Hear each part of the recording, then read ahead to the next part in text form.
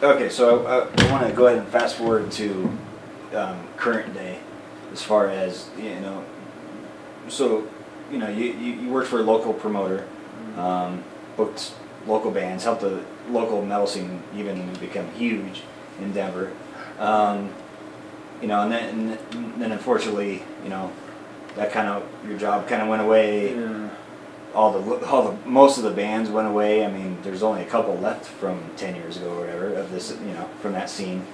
What have you been up to like the last few years? I mean, there's been a lot of people that haven't seen you for a long time, and Well, I ended up moving up to Brighton, to 08, which, I mean, on the one hand, it was more or less for practical reasons, getting a bigger place to live, mainly having a bigger bathroom. yeah. That was the key thing. But, it just really isn't the same. I mean, because up here, my roommates are basically my parents, Right. which, that by itself, when you're almost 40 and you're the youngest guy in the house, and that's, that says a lot right there. And then, of course, being up in Brighton, not everything is anywhere near as accessible as downtown. I mean, there's, as you've probably seen, there's no bus service. Excuse me, there's no,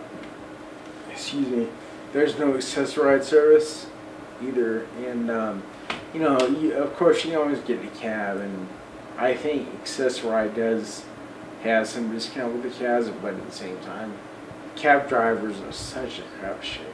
Oh, are they really? And unless you get, or I should say, even if you do get the right wheelchair accessible cab, the odds of the cab driver actually knowing what they're doing,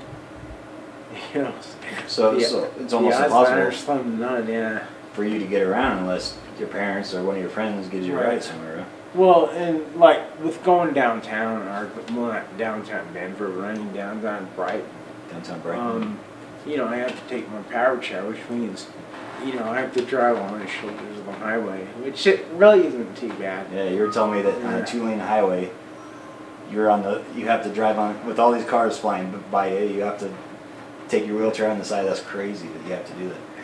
Well, but but if you want to get around, you have to do it. Yeah, I mean, there's not really much of a choice. People don't really take that into account. That, and as scary as it sounds, with all the cars coming at you like that on the highway, it's actually in some ways safer, because not only are you going against traffic and allowing them to see you, but obviously when you're on a highway, not that it's universally true, but for the most part, people are actually paying attention when they're going at those high speeds.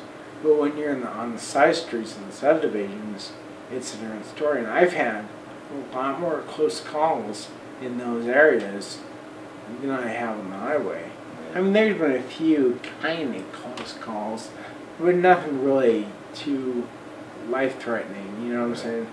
But on the side streets, you gotta be careful, because, on top of cars that are really paying attention to what they're doing, all the kids and their ATVs and their bicycles and whatnot. Right. Just That's the scary part of it. Yeah.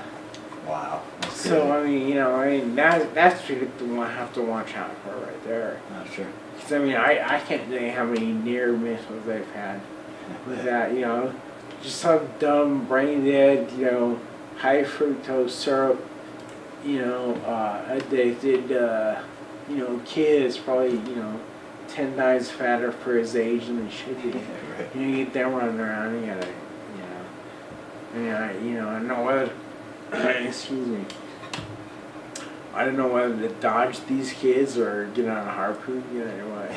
Just run into them. Yeah. No, it's amazing. That's one reason I don't really like driving around. I'd much rather go down into Brighton, even if it's just some lame store like Kmart, Yeah. I would much rather do that than drive around and have to dodge all these fat kids out in the street. Right, exactly. I know that we're probably running out of time on this camera. So, is there anything else that you want to cover? Or, Well, I guess the only thing I would say to kind of help people understand the whole thing about Friedreich's better is that in my case, and I mentioned the spinal fusion operation due to scoliosis, and that was back in December '88. I was a senior in high school. I was 17 at the time. And, since then, of course, I had hypothyroidism before that, which is a low thyroid level. And you basically treat that with a thyroid pill a day. And then I take this food supplement called Thyroid Helper every day, which basically not only does that help with the thyroid gland, but that, in addition to, more importantly, especially when it comes to the blood sugar and helping to keep the weight off, is that the Thyroid Helper helps out a lot with the metabolism. And that's key. That's key is because if you can fairly well regulate your metabolism, then you have a much better chance, depending on your diet, of regulating both your weight and your blood sugar. And I mentioned blood sugar because I'm a diabetic. I wasn't actually diagnosed officially with diabetes till about December '06. Okay. It's been going on 5 years now. Wow. I mean, you can certainly argue how long I may have had it before that, but the bottom line is that was when I had the official diagnosis. And before that, I developed sleep apnea, which you've seen that I have right here in my room, the BiPAP and the oxygen concentrator for sleep apnea. Oh, yeah. And also, I think his right before I was diagnosed with that is when I was diagnosed with dysphagia. Dysphagia? Yeah, which is basically running through here. And basically has to do with swallowing. It's not just like taking a drink of water. It's just like when you naturally swallow. That saliva, how you just swallow without even thinking about it. Right. Well, sometimes I'll choke on it. And granted, it happens to everyone at some point, but sure. To me it happens fairly regularly, and that's the difference.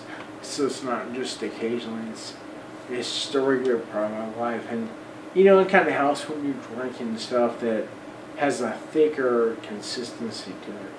But at the same time, you drink too much of that kind of stuff, then you risk putting on too much weight. Right. Which of course goes back to things like diabetes and hypothyroidism. You have to really be careful about not putting on too much weight, because then you're in a situation where you have a much harder time regulating a much harder time regulating it, assuming you regulate it at all. And some people regulate diabetes by just taking more and more insulin, which is one way, at least on paper, to regulate the blood sugar. But one of the problems with that is insulin increases your appetite. So the more insulin you get, the more you're increasing your appetite, which is one reason why, especially in this day and age, a lot of people with diabetes, especially people that use insulin, that's one reason why they're so fat. Right. Yep. Is they haven't really, and I can understand, like I said, I'm not as skinny as I should be, and I understand about, just having a hunger for just about anything, but, a lot of it's mental. You have to kind of train yourself to like, okay, I like eating all this stuff, but, I know I can't eat too much of it, right, because of what it'll do to me. But, it's obvious when I'm looking at people, they don't have that same kind of mindset. right. Yeah, you got to train yourself, I think, to have that mindset. Right. But, yeah, definitely. Well, like I said, I think one of the reasons why I wanted you to be my first victim for this podcast is because I think everybody takes for granted being able to drive and get around, and they don't even think about it. Here you've had bad luck all of your life with this, if that's what you want to call it, and and it seems like, especially with diabetes coming and everything, and you just keep getting kicked down. But the thing about you, and I think everybody knows you, you have such a positive outlook on life. I mean, at least outward you do, and you're cool to everybody. Everyone that knows you loves you, you know.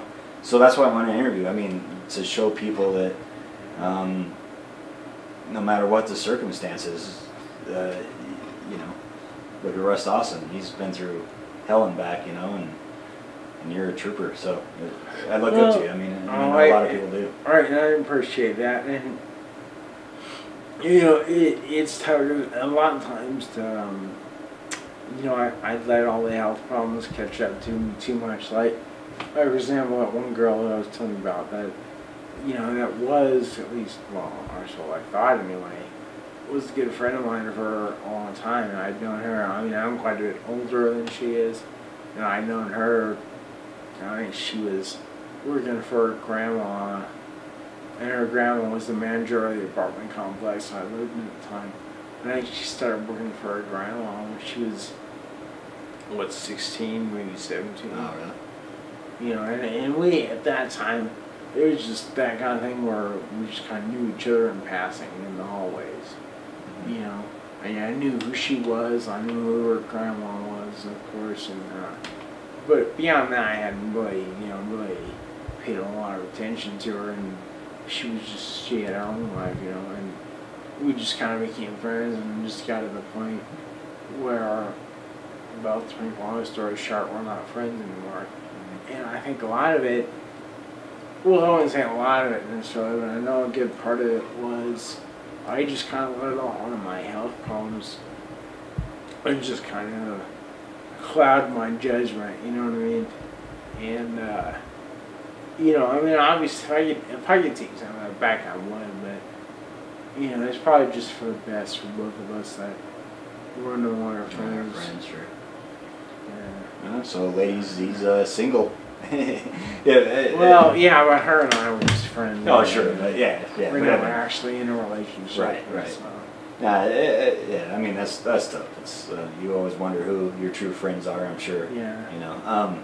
But I'm just saying, it just kind of got away, and I realized that for when we would go places, you know, whether it be to a show or to a movie or whatever the case was, that unfortunately I think was getting to the point where it was a little difficult, just a little more difficult than it should have been for her to handle. And, you know, it's not like I could necessarily help the position I was in, but the more I think about it, it wasn't fair to put her in that position. You know what I mean? I mean, she, you know, obviously she never really said a whole lot about it, but I could tell not just by looking at her, but just by, like, for example, when her friends were around, I can kind of see that, well, I wouldn't go so far to say they were embarrassed having me around, but they just didn't really know how to handle that. It's not like most people go around on a regular basis hanging out with someone like me. Right. So it's tough for when you bring all these other people into that situation. I mean, so yeah, it must have been tough over her, but at least she was somewhat used to it. But for all her friends, I mean, obviously they weren't used to it. Right. So it's probably in some ways, it's probably better. Well, I know it's better for her. That it's definitely better for her. It's probably better for me because I mean, I'd go on Harper about that situation. I know I've talked to you some about it before, but it's better just to not even deal with that. Better Sure. just, as the saying goes, let sleeping dogs lie. You know. Right. Exactly. So, yeah. Well, I mean, definitely, I'm going to throw your email address or not. Yeah, is that cool? Your email address up on the screen and your Facebook page, and you're on MySpace too, right? Yeah, I have the MySpace page. Okay, so if people want to contact Russ, if chat with Russ, if that's cool. I mean, he's a fun guy to talk to. And, yeah, I appreciate that. Yeah, no, I'm on Facebook and I still have the MySpace page. Actually, but the only thing I use MySpace for anymore is, you know, I can post articles and stuff on my blog. That's about it. Blog, right? Yeah. Yeah, not too many people use MySpace anymore, so. Yeah. Well, you know, not in articles I've written, but just articles in general, articles that I've read. Oh, okay. That that I'm just sharing with other people. And, you know, the way Facebook is set up, unless you have the specific kind of Facebook page. You know, in other words, just like a regular Facebook page is like what I have or you have. It's kind of hard to like post articles on there. Right, it is. Yeah. You know, so. That's true. You know, those are articles that are already posted on Facebook and you're just sharing them. You know, those of course you can post on Facebook. Right. You know what I mean? As far as like just something you typed up or just something you read somewhere and you want other people to see it, you know, in MySpace you can put it onto a blog, but Facebook, at least on a personal Facebook page, then it won't have that option. Right. That's true. Yeah. Well, cool, man. Is there anything else you'd like to say, or? Well, I mean, I could go on forever. You know how I am. I go on forever. I would say the other thing that people need to understand, and this kind of goes along with dysphagia, is, and you probably know this too, but my voice is not as good as it was, say, you know, 10, 11, 12 years ago, however long ago. Like, in other words, when I was at NIVP or the bars that I looked afterwards, my voice, and that it was ever the greatest in the world, it was a lot better than it is now, you know, so it is more of a struggle to talk. Than it used to be, but, well, it's not, I wouldn't say it's a huge struggle, but certainly more of a struggle than it was back then. And, you know, like I brought up the example of Aaron, you know, we're talking about Aaron, the guy that was 33 that died last November. Right. And for years, you could barely even understand what he said. Oh, really? You know? And of course, he knew that. And I think that was just one of the most frustrating things for him. I bet.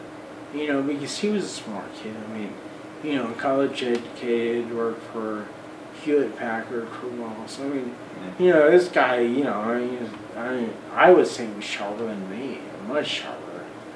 Not that it takes much, but right.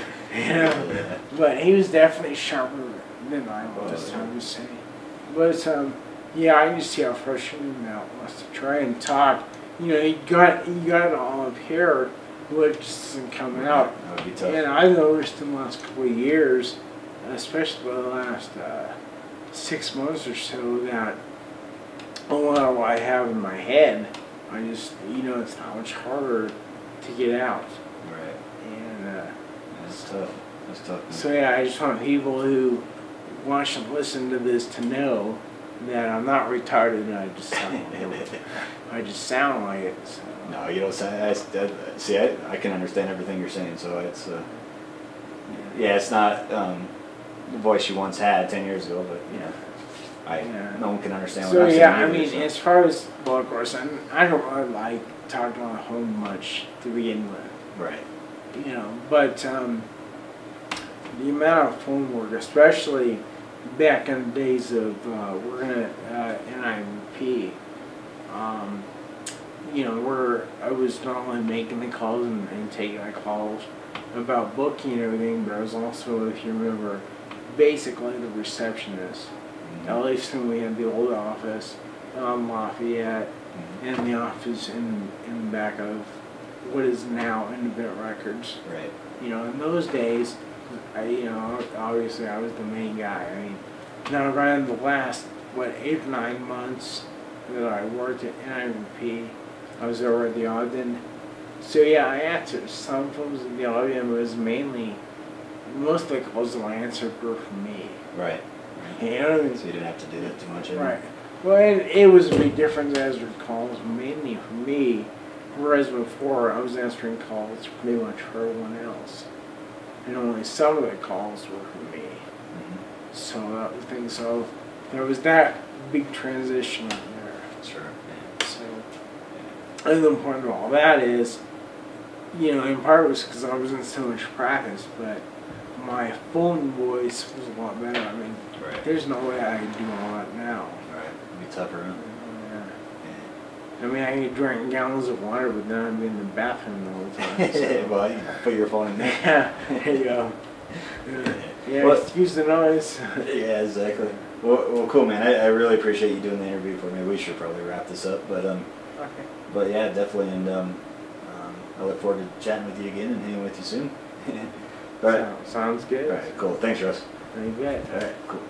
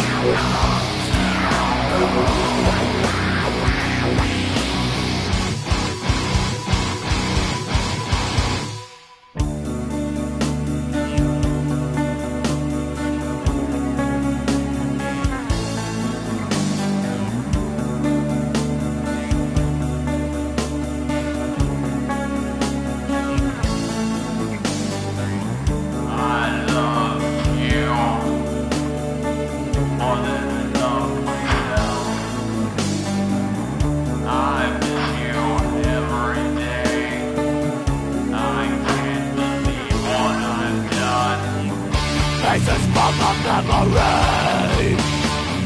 I can't believe